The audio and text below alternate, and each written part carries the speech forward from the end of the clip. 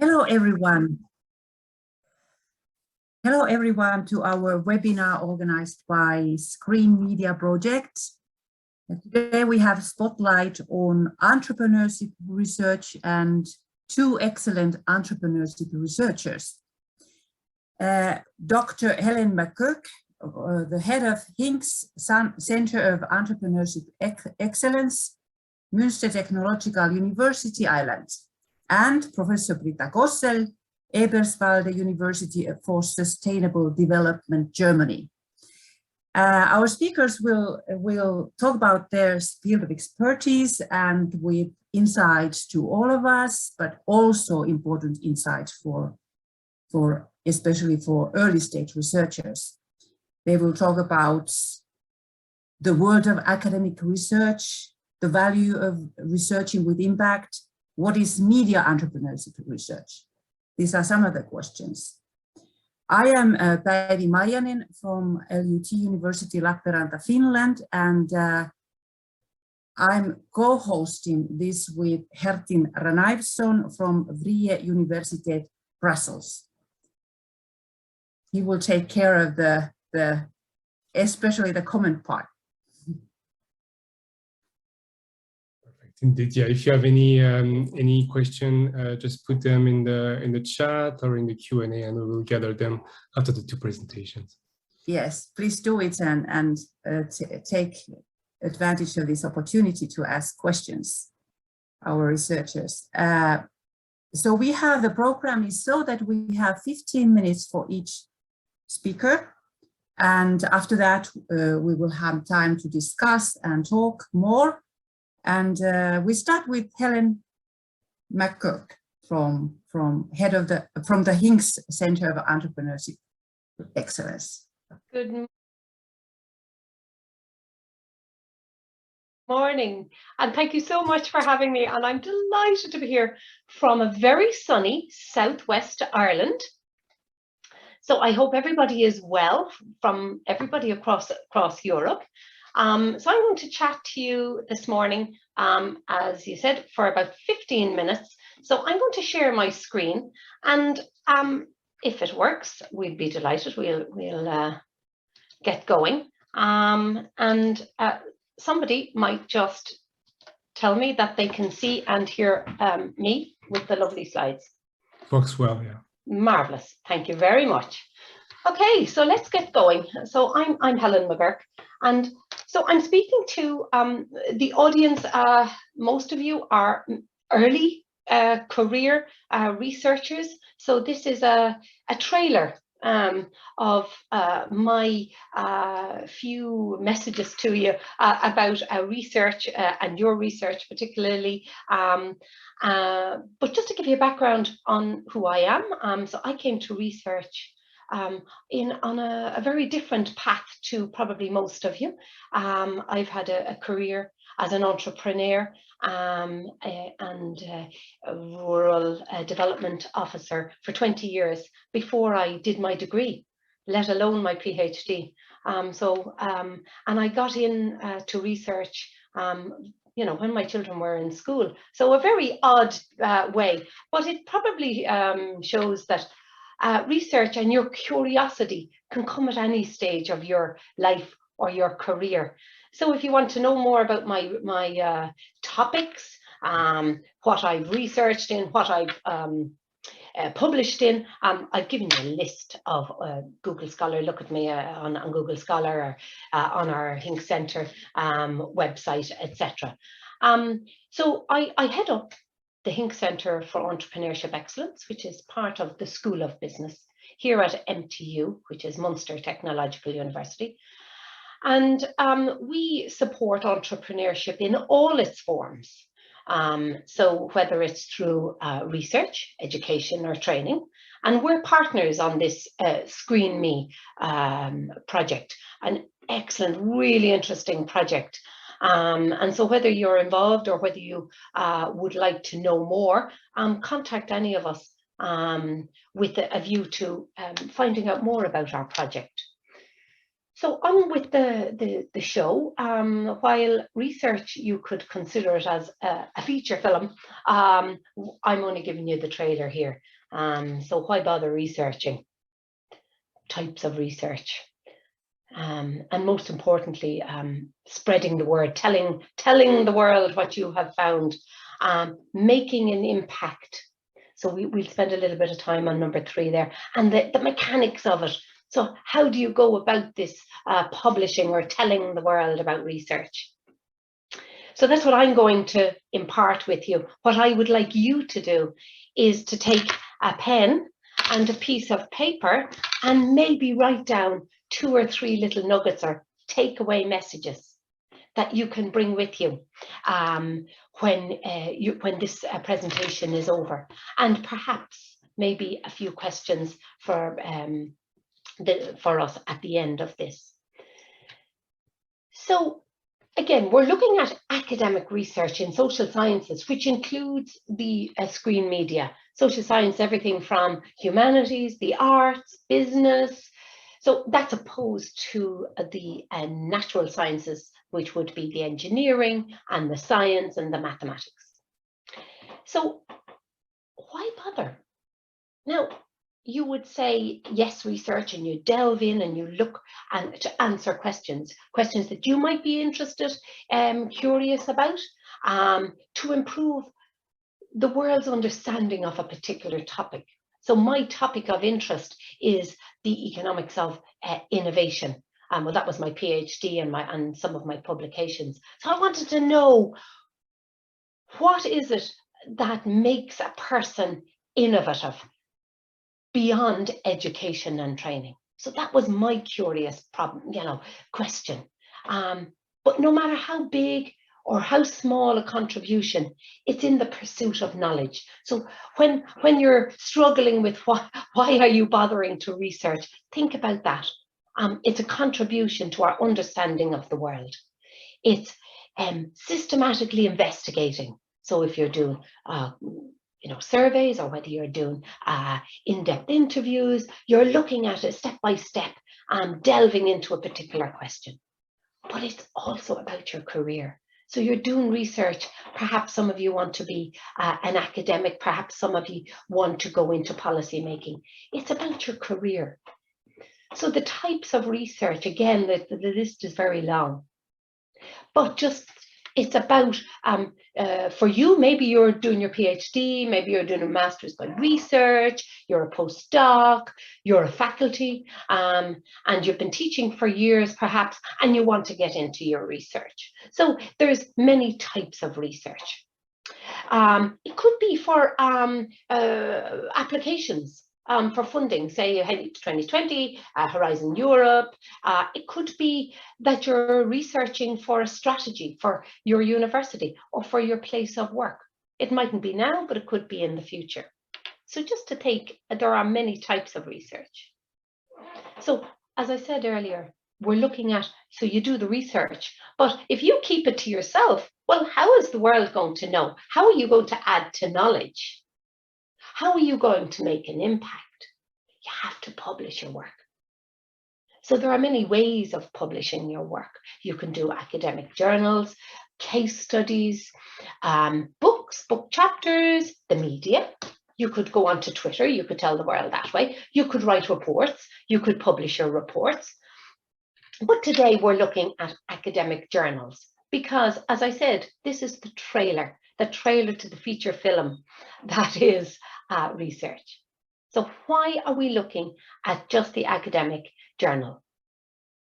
It's one tangible way to measure impact of research, and in turn, as I said, contributing to the world's knowledge, but also it helps journals, researchers, and institutions in the rankings. So you know that there's one researcher is more published than others. You know that journals are more important or highly ranked than others. So that's the reason why publishing in journals particularly in the academic. Remember, we're talking about academic research here, we're talking about academic journals, and we're talking about particularly in the social sciences, including screen media. But as I said, there are journals and there are journals. So let's have a look. There are thousands and thousands of academic journals. Some ask you to pay for publication. Others have, they go through blind reviews. Some will publish just about anything, but you have the rankings. Most of these journals are owned by a very few publishing houses or publishing companies like Elsevier and Springer and Elgar and Routledge. You'll get to know them. Publishers also sell access to libraries through open access fees, so it's a business. So you have to remember that when you're looking at publishing and where you're publishing. So remember, we're looking at spreading the word. So where do you publish? How do you choose the journal? And why does this matter? Remember, it's the matter of telling the world. So if you publish in a journal that nobody reads, well, you're not going to spread your word very far. Where would you publish? You would ideally be publishing in where your research will make the greatest impact. Just take a quick step. What is impact?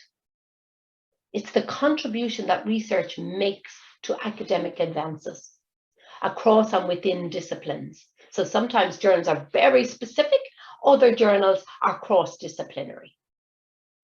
So that's impact. So this is one part of impact. You can impact on society, you could impact on the economy, but we're just talking about academic impact here. So one way to measure the impact is through citations. Citations are the number of times your work has been quoted in other papers. So to have citations, very obvious. You have to publish. And why do you publish? You publish to tell the world. So just to give you an example of my own research, so I'm published in Research Policy, which is the top journal in innovation, the field of innovation. And I'm also published so I'm twice in Research Policy, and then I'm in European Planning Studies, and I'm also published in the Irish Business Studies Journal. So you can guess and you can look me up and see where the greatest impact is. Is it in Research Policy? Is it in European Planning Studies? Or is it in IBS? So I leave that one with you, but you will understand the impact or the value of impact. So we all know when we write, or whether it's our monograph, whether it's our papers, but we all use reference lists. So that's just an example. And that's how you build up your citations. And remember, citations are about telling the world about your research, what you have found, what you are adding to, what we call here is adding to or contributing to the academy. So how do you choose the journals, and where do you publish? As most of you are early career, be aware of the authors in your field. Know your celebs. So who's your celebrity? Jim Love, Mark Lucas, Helen McGuirk, they're all my celebs, okay? The top journals in your field, what's your top journals in your field? So mine is RP, Research Policy, get to know it, or get to know it. If you meet somebody in an elevator and somebody said, who's your top authors? Who's your celebrity authors? Be aware of it. The main important conferences. Find out where your celebs are presenting their work. So you have a lot of things to think about. And how do you do this? Well, a very good step is to look at Google Scholar. You can look at Elsevier, you can look at your own library. But this is just a start. So as I said, Jim Love, I picked Professor Love because he was my external for my PhD. And as you can see, he has a H index of 46. Wow. But most importantly, he has 8,000 citations. Look him up today and he will have far more. That's how you find out your celebrities. You can also look up Google Scholar and find out what your celebrities, we'll call them, are publishing and how many citations they are. I do want to put one caveat before I finish. It's not all about citations, but remember, this very short talk is a trailer. And excuse the pun, given that I'm at Screen Media, I thought I would use the trailer part. So that's just on a side note. So be aware, it's not all citations, but this is most important. So my final slide. So where does all these numbers, or what do all these numbers mean? Numbers, time, workload, and impact. So the more you think of Jim Love here at 8,000, what has this number? Or you look at my Google Scholar and you say, well, what's involved of this? You do lots of, in your career, you will do lots of conference papers, and they will take some time. So like the stones on a beach, you will have, a number of conference papers. They will take time, some workload, yeah, and they will make minimal impact.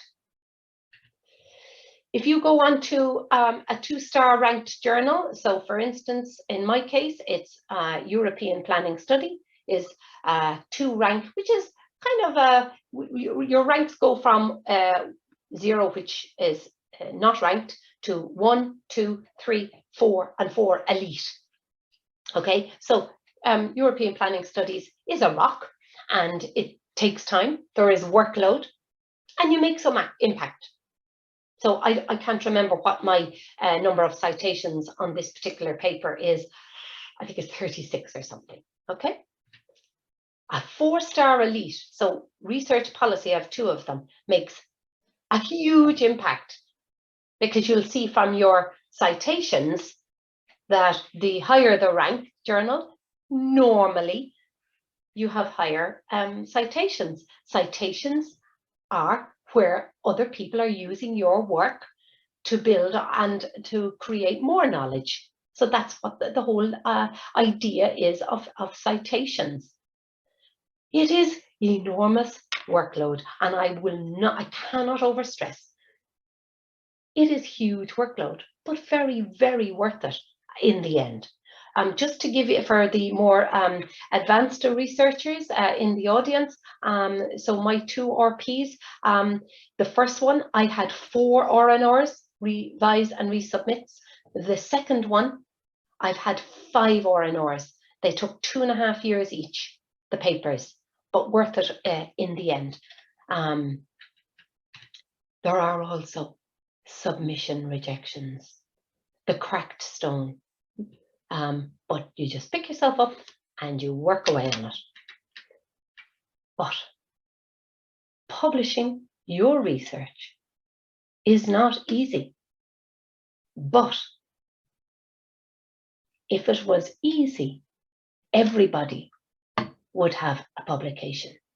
You are not everybody. You are making wonderful strides into expanding our knowledge and our understanding, and particularly around screen media and entrepreneurship in this audience.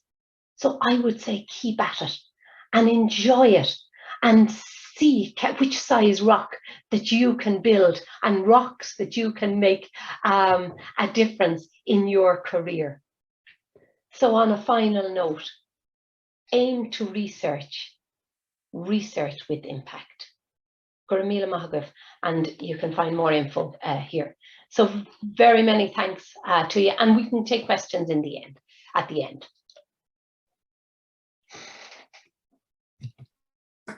Thank you, Helen. Thank you for your important insights. And now our next speaker, Britta Gossel from Eberswalde University. Stage is yours.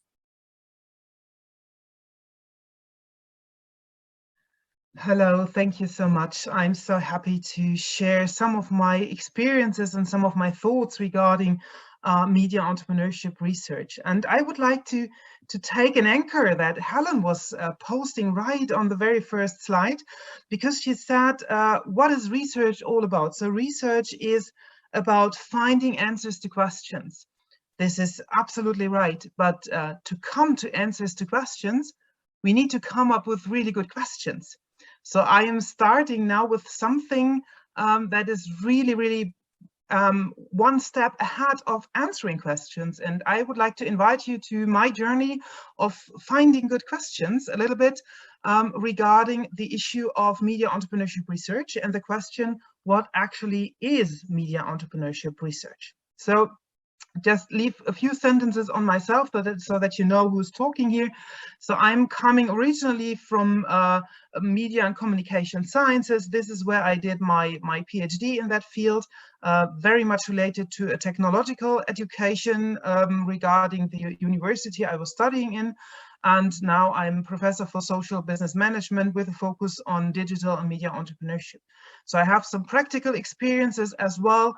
I've been working as a spokesperson in the European Parliament. I've been working as a postdoc and research associate with the Technische Universität Ilmenau.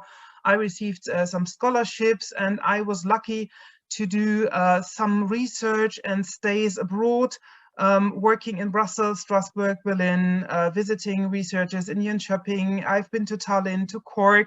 So I met Helen physically in Cork and Ulrike already. And I visited briefly Cambridge, Leicester, Sydney and Leeds. So got a lot of experiences from other universities, which is always helpful, always inspiring, because going back to Helen, that makes the people in that quotations not only to quotations, but it's absolutely inspiring to meet your reference list actually, and to get in talk and to discussions. I try to narrow down what I am as a researcher and as a person in teaching. So I see myself as an entrepreneurial scientist, and I see myself as a creator for learning opportunities. So this is where I am, and yeah, Eberswalde you potentially don't know. It's in the outbounds of Berlin, so it's not that far away. If you're landing in Berlin, you will take a train up north, and it's just half an hour to our university. I'm talking today about media entrepreneurship, and that story started 11 years ago when I was starting to work. Some more pictures, because I'm always balancing my life. I really love that picture. Balancing life between academia, teaching, researching, and having 3 kids. So I was stepping into my work at Technische Universität Ilmenau with something from praxis where I was deeply convinced. I was deeply convinced that media students need to learn something about entrepreneurship. Because remember what happened a couple of years ago, media industries start to fail regarding their old business models. So there had to be done something, while on the other side, technologies were changing dramatically rapidly. So I came up with the idea of entering that field from entrepreneurship, and started with the idea of trying to narrow it down for a specific target group, that teaching. And that was the moment where I popped into the field of media entrepreneurship, which was already a claim in the literature starting from 2004 on. But actually, what is media entrepreneurship, and how can we define that from a research perspective? So we can make kind of a cut between the 2 terms, asking what is media and what is entrepreneurship. So in media, we all know the definition, since we are here in the field of early stage researchers, somehow in relation to media. So it could be just seen as something very technically, a storage or transmission medium. It could be seen as a bundle of something like book, magazine, newspaper, and so on. But it could be seen as well as an industry, publishing industry, music industry. Same goes to entrepreneurship. So if you start here with a naive perspective, it could be self-employment, it could be something with startups, it could be something new or innovative or whatever.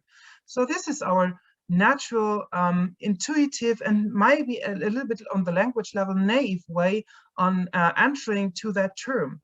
But if you go to the deep dive in the literature, you will find out very fast that regarding to the specific terms, there are a lot of relations that lying behind. So media is a term that is very much defined in cultural studies, in social system theory, in media theories, in marketing, and so on. And same goes for entrepreneurship. You will find definitions on entrepreneurship as everyday praxis, as emancipation, as context, or as process, and potentially a lot of more. So ending up here, potentially for you as early stage researchers, this could be a very confusing situation. And believe me, this could be the case as well for experienced researchers, that you start to work with a term and you try to enter in, okay, what does that really mean? And that was the question I was asking myself as well. And I'm thinking about one issue that was really helpful, because what is actually the metaphor that we have in mind when we are talking about specific terms like media or entrepreneurship? There's always something we have in mind. Thinking about the Earth and the Sun system, the metaphor of having the Earth as being flat has been influencing science for hundreds of years. The idea of electricity as a synonym of water, or the idea of communication as a transmission of something from one person to the other. So there are a lot of deep beliefs that we have somehow in academia, sometimes written explicitly in the literature and sometimes not. And this was the point where I thought, okay, there could be an interesting lens to look at for media entrepreneurship. So this is kind of a slight deep dive into one or two papers that I was doing. So I'm just trying to narrow down some of the results, not bothering you with the details of the papers, but maybe explaining a little bit more of the journey of how to come to the end. So I was asking, if there are a lot of assumptions in theory, what is media and what is entrepreneurship, maybe it's helpful to understand these metaphors or these core analogies that are lying behind the deep beliefs that we have here. And while doing some literature review on that, I found out, okay, in organization theory, metaphors and analogies have a long tradition for theory development. So for asking questions, researchers started to understand these metaphors and these analogies and to question those. For example, there's a lot of research done around the group of Cornelissen. Morgan was writing a complete book about the metaphors of organization. And according to Ketukivi, there's no established distinction between these two terms. So keep in mind that both are used more or less a synonym, but, and there we come back to the point of asking interesting questions. So these analogies can be seen as something thought-propelling, something that can catalyze our thinking. So that could be a point where we can start to ask, okay, what is the core assumption we have, and what could be an assumption that we can challenge here? What could be something that we can find out, and what could be something where we can enhance research and where can we push forward the common assumptions for future strands? This can be done with an approach called problematization. I don't want to go into details here as well, but I would like to mention it because I'm coming back to that at the end. So it's again about coming to interesting research questions. You could do some research about startups, and you could do some research about startups in media or something like that. But coming to really novel research questions that are relevant, that can come to impact, that can become published and substantially published, we need to find out not only gaps, but we need to challenge common assumptions which can be seen in the metaphors and analogies that we have in the literature existing. And my journey was in this papers to ask, okay, so let's go back to the roots. What is media and media entrepreneurship? What are the etymological roots? And then I tried to define what are the core definitions other researchers are having. So I was browsing through the literature, finding the most important definitions. So this is just an excerpt of a larger table. Most of us potentially know Leona Achtenhagen's definition, but there are more. And I was trying to understand and not collecting just the definitions and saying, okay, I'm going with that definition and moving on with my research. But I was trying to understand, what are the deep beliefs here? What are the core assumptions? And doing that with the problematization approach. So I was ending up in that papers with a first draft, finding these analogies and representative premises lying behind. So we can see here that media and media entrepreneurship is seen in various strands compared to various perspectives here. So media is sometimes seen very below, just as the industry where entrepreneurial activity happens in somehow. But sometimes it is seen as a mode, so as a modus operandi where entrepreneurial activity takes place in. For example, entrepreneurship as presented in Dragon's Den or so on.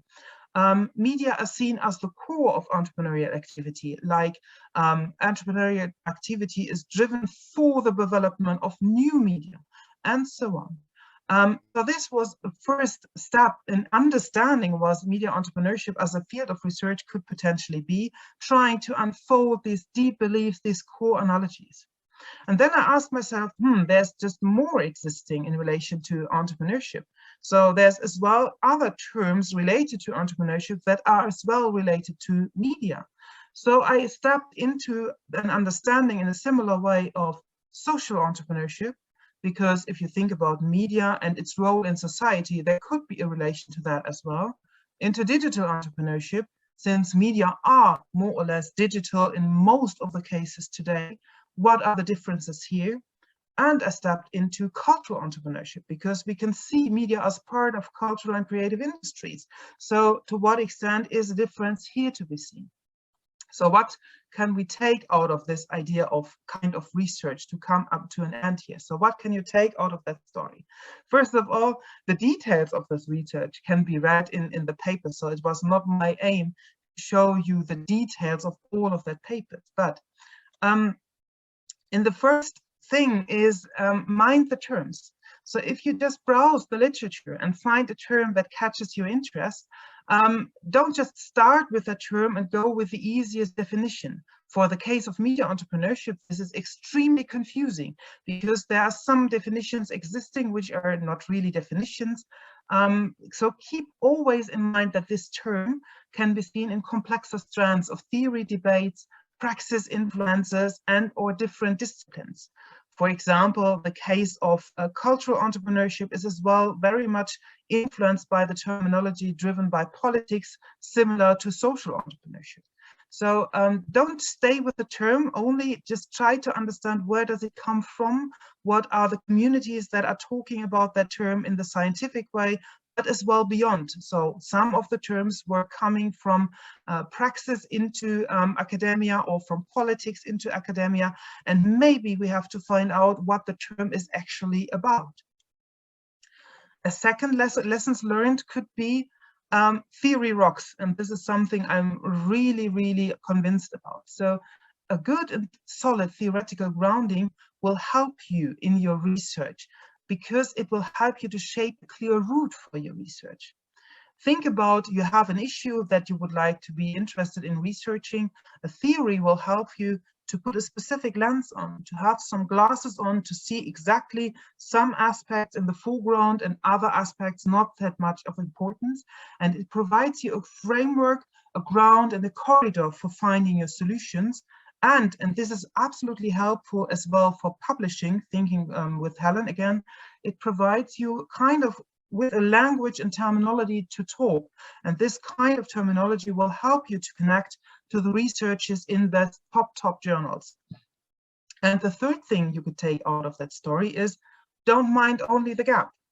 So if there's a gap in research, this is not necessarily an argument for outstanding or relevant research.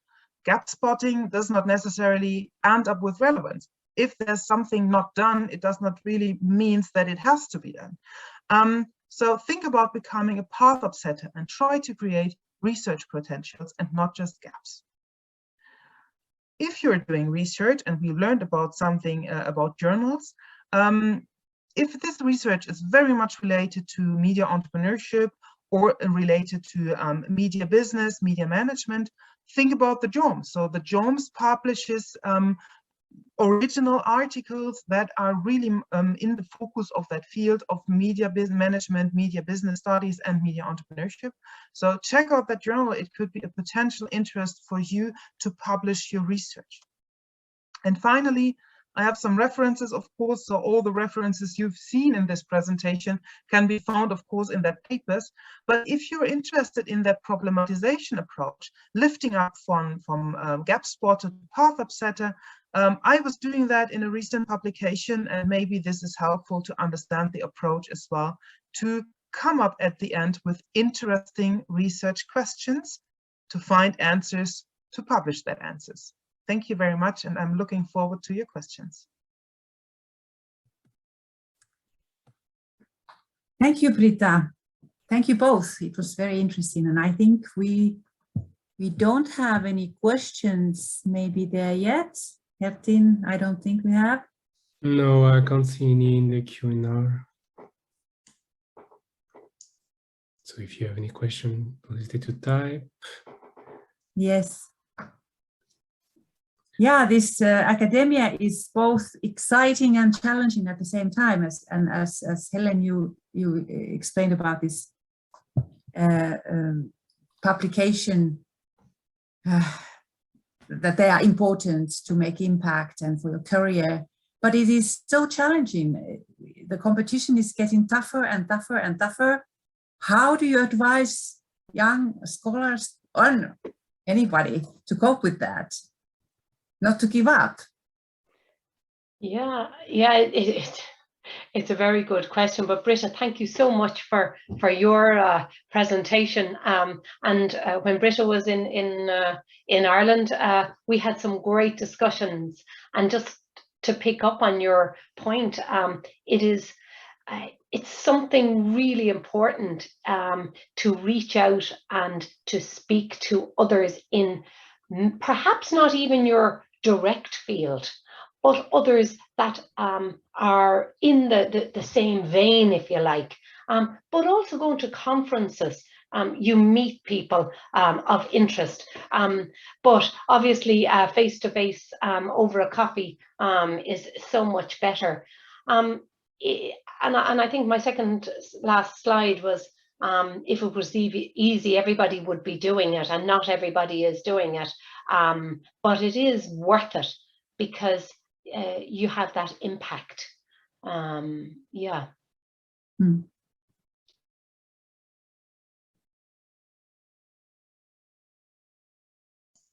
I see now we have a question from Jonas for Britta. How did you choose the papers that you cited?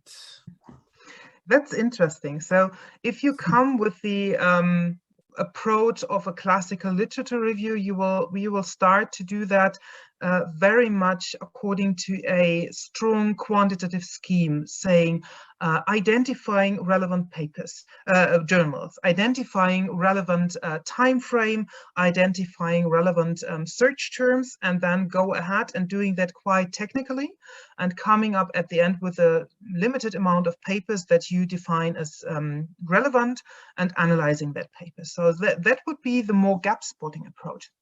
And coming to this problematization approach, they start with the idea, so the Alverson and Sandberg paper I was quoting, saying it's not helpful just to find all that gaps, but it's more helpful to understand the deep beliefs that are in a specific community and try to find out to what extent it pushes forward research to challenge those deep beliefs and deep assumptions. So in my case, I was just wondering not about, or I was not curious about a bigger field of research. I was just curious about definitions of how do the respective authors define a specific field.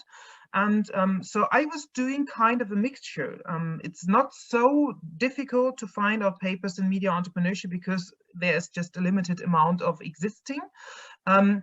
But I was trying to identify with a lot of reading all those definitions and trying to validate the relevance of those definitions compared to what Helen said, according to the quotations. So you can see how many quotations those definitions had. And then I started to elaborate on those definitions and try to understand what are the core beliefs and deep beliefs here, as well as seeing the definition in the context of the whole paper where it was published. I hope that was helpful. So it was more about selecting a limited amount of paper, but making sure that this very limited amount of paper is relevant for the community, and then coming back to understanding what are they really talking about here. And could I add to that? So if you take what you've done, that systematic look at a definition, going back to the point that I made about an impact and adding to knowledge, adding to the world's knowledge. So for your early career researchers, think about what Britta has done. She has added, taken all the different papers that are relevant, and she has added knowledge to our understanding and our understanding of what screen media entrepreneurship is, because there's such a limited understanding there. So it's a really good, now we didn't rehearse this beforehand, by the way, but just to show that it is adding to knowledge. So Britta's work now has added to the world of knowledge in particular point of our understanding of screen media entrepreneurship. So yeah. And maybe it's something I'm supporting my students sometimes with, because they just stay with the paper and they just read the paper that one author was writing. But we all know there are faces behind that authors, that are people. They have kind of socialization in academia. So I got to learn that it's really important to understand, is that person coming from innovation research? Aha, this is this route that person was taken. Oh no, it's a psychologist. Aha, there's something different in the point of view. And if you understand the academic background of the author, it's very much helpful to understand the path. If it comes, for example, to terms like entrepreneurship, which is really interdisciplinary, and a lot of people think about a lot of things about what entrepreneurship really means, compared to other terms like organization or media or whatever. So it's really helpful to go one step beyond that paper and trying to understand who is writing that, in which context, and what is these assumptions all about here.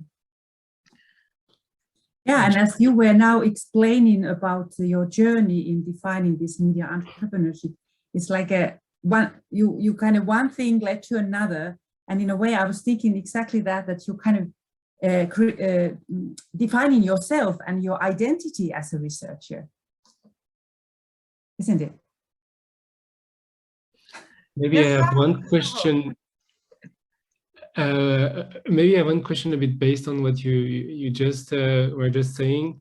How do you use a bit your background to make that a bit more precise? I understand you have different careers before becoming researchers. So how has it been helpful, or maybe not, to do the research that you're doing now? And the question is for the two of you, and to make it a bit more precise. And if it's a bit too complicated, I will repeat after, and no worry.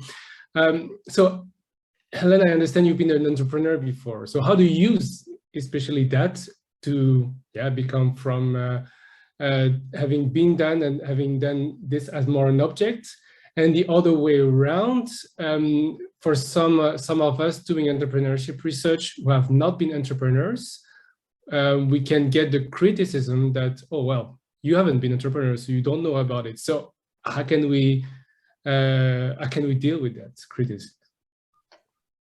Yeah, I might take that in two parts there. So your first one, your second comment there about, well, because you're not an entrepreneur, well then you can't be the expert, or you can't be a researcher.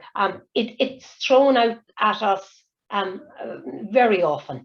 But you don't know it because you haven't been an entrepreneur. My answer to that is most gynecologists are male, so they don't have children. But they're experts in what they do, and I'm happy that they are. That would be my answer to that one. You know, if you understand what you know, but understand equally what you don't know, there are others out there that will know what you don't know. So that's my answer to that one. So please don't ever get discouraged just because you haven't been an entrepreneur and you're working in the area of research in this area, because as Britta said, it is multidisciplinary. It is so broad, but it is to find your niche. Now, not necessarily hugging that niche and being afraid to look out either, because, you know, being open-minded is entrepreneurial. So yeah, and as I explained in my presentation, definitely my career beforehand did help with that question that we all have to find. If everybody has a degree and everybody's doing, you know, lifelong learning, what makes employees innovative? What makes them different?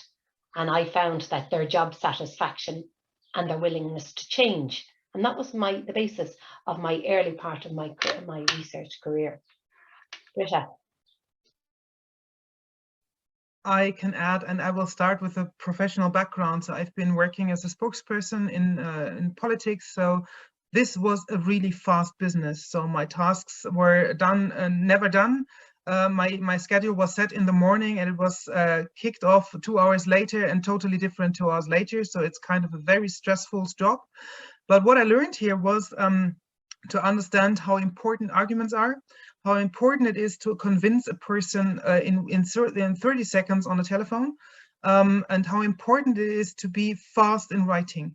Fast in writing is absolutely helpful for me today.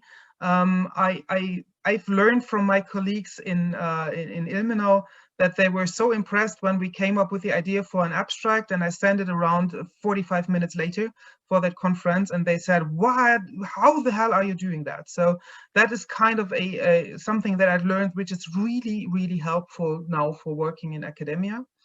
And regarding the point of being not an expert or having not found a business myself, but teaching entrepreneurship, this is exactly the point. In the old days, we had the assumption that a lecturer is the owner of the knowledge and is just feeding the student with the knowledge. Today, we are in the world of curation. So I don't see myself as the person that knows everything, but I see myself as a person who's able to connect the students with the correct people that have the knowledge that they will benefit from. That means I can help them to understand on an academic level what is relevant for entrepreneurship, for example, in team building and so on. But on the other side, my job is to understand what are the students' needs, and then to find out who are the experts from praxis or from academia that I can bring into my course and connect them. So this is more or less what my approach of teaching is right now, because even if I had founded a business 20 years ago, my knowledge is old today. And if I found a business today, my knowledge is old in 5 years. So I will always have some experiences, but having this attitude of being more a curator, I'm much more on the top level of actuality of what is going to happen today. And the nice effect is I'm learning by myself. So we visited a lot of startups in Berlin the last 3 days, and it was so inspiring for me as well. So never stay just in your room. It's always on the road. Lifelong learning never stops as well in academia. Thanks a lot. Maybe just because it may be useful for people watching the record after, I will just repeat an exchange that happened in the chat, because Jonas was asking about the time you need for this 4-star publication. You said 2 years and a half, and you really made clear it's from the first conference paper to the full publication, so including also all the reviews and rewriting and so on. I don't know if there is a last question. There is one we received, or it's a bit more of a general. If you had made any mistake, if there is any failure that you learned from, and well, especially in the spot of the overall discussion here.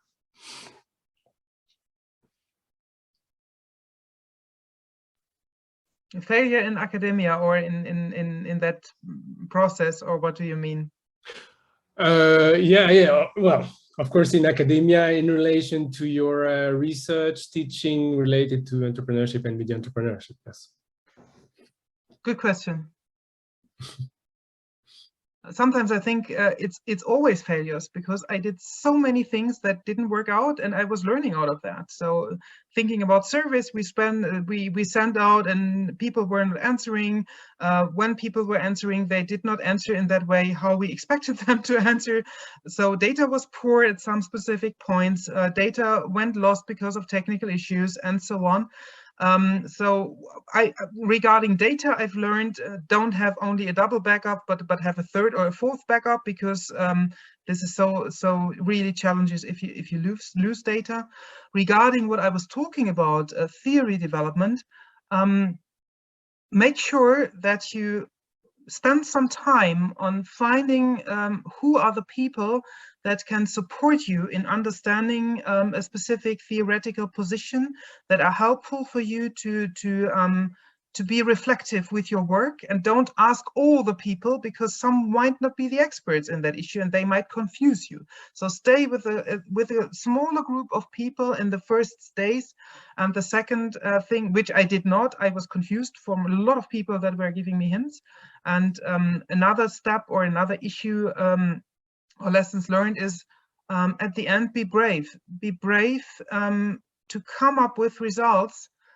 Because something was not written by somebody else, it does not mean that your results are bad or something like that. Be brave. Just write it down and see what happens.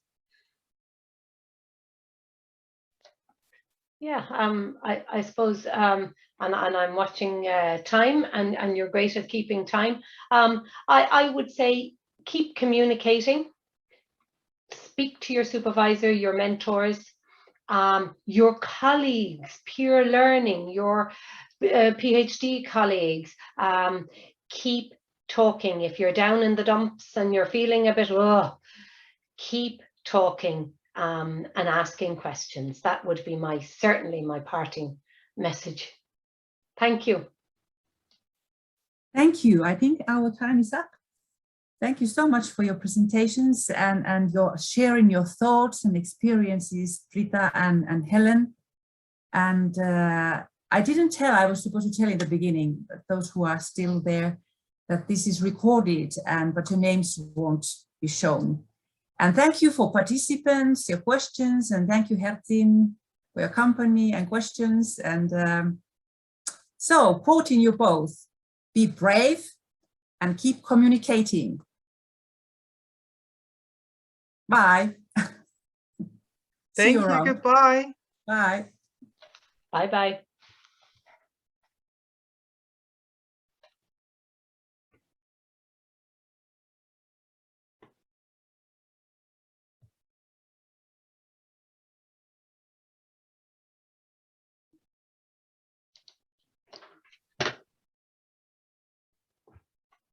Right. That's just Niall and Elena on the call there. Yeah. That's just fine. Thank you, Helen. It was so nice to hear about your story. Yeah. And I thought all the time I need to find an anchor because I'm telling a little bit before. Yeah, but it was so nice. So enthusiastic, and they were very, very nice presentations. Oh, yeah. Thanks a lot, yeah.